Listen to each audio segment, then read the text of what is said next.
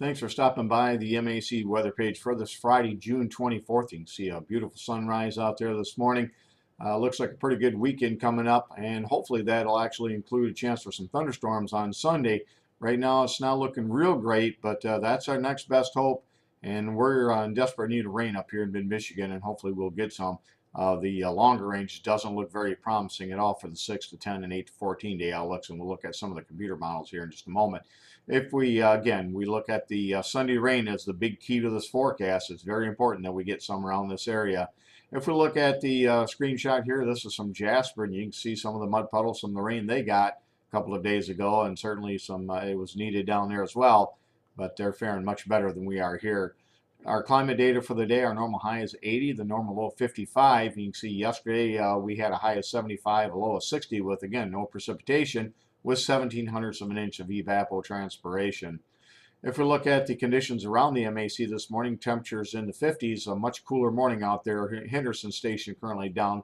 Took a look, looks like their weather computer is offline right now, so hopefully we'll have you going here within the next hour or so. But again, a very comfortable morning out there with low dew points and humidities, making it a good night to sleep in. If we look at the conditions around the Great Lakes, you can see lots of 50s and 40s. So a very cool morning out there across most of the state. And again, we got a pleasant day coming up with highs around 80. We'll be well into the 80s for Saturday and maybe close to 90 on Sunday. So some of our areas might touch 90. Again, for Breckenridge, if we were to hit 90 on Sunday, that would be our fourth so far for the year. So we're off to a good start as far as the heat goes.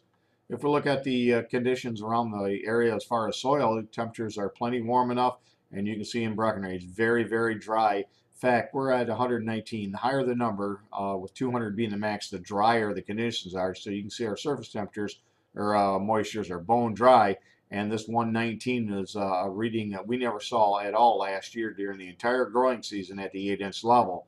So much, much, much drier than we were last year, and it looks like that's going to be the big story for the summer, as we've been talking about really since this winter. We knew that the growing degree days were going to be there, but the moisture would be an issue for some areas.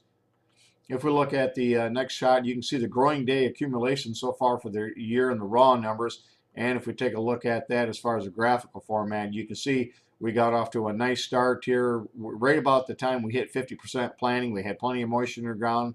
We had a nice string of 80s that really got us off to a good start as far as emergence. And you can see over the last 40 days, however, we've only picked up 9/10 of an inch in 40 days here in the Breckenridge area, more to the south, but certainly very, very dry out there for us at least. And if we look at the some of the individual locations and the comparison to some other critical years, you can see really all the locations growing degree wise are doing quite well. If we look at Breckenridge, you can see again the big story, 0.9 inches over 40 days. But as far as growing degree days, we're well on track considering how slow as it's, that we got off to as far as 50% plan date. You can see we've caught up to all the previous years, and we'll soon be going, I think, up towards and maybe even above the normal amounts for this time of year. You can see again great shape in Brown City as they're right at their pace, and again all these locations have caught up to previous critical years, that even after being about 2 weeks behind in planning. And again for Nowego, good shape there as well. And if we look at the 20-year average here in Breckenridge, we're on the slightly north side of average. And again, we'll continue to be on the north side of average here, I think, as we go throughout the summer months. And if we look at the next screenshot, this is the weather forecast map for this morning. You can see our next weather maker well off into the Rockies right now. It's going to drop down and then move to the northeast, northwest of the area quite a way. So the best dynamics looks like they're going to be from Nebraska, maybe northern Iowa, Minnesota, Wisconsin, into the UP. But we do have a shot, I think, at getting some thunderstorm activity here as we get into the weekend. Either late Saturday night, but the best bet looks like it'll come on Sunday. And you can see the forecast map for Saturday. The low pressure system in North Dakota will be moving off to the northeast. And again, see where the heaviest rains and the best chance for severe storms are going to be. They'll be to the northwest, but we're going to have a secondary low pressure system with a warm front try to develop.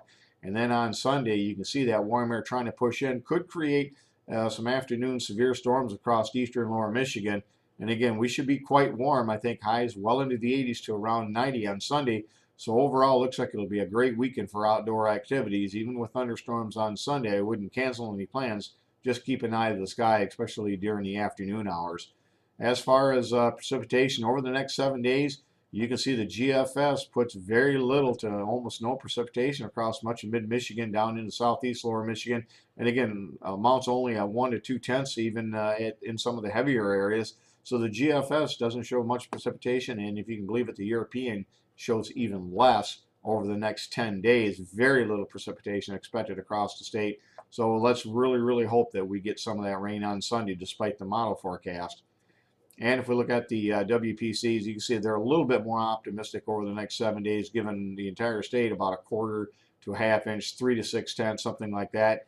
And looking at their individual maps, they're banking this all on the Sunday activity. So again, Sunday is going to be a very key forecast day. We do need that rain. We don't get any rain Sunday, we'll be hard pressed to get any rain probably for much of next week as well.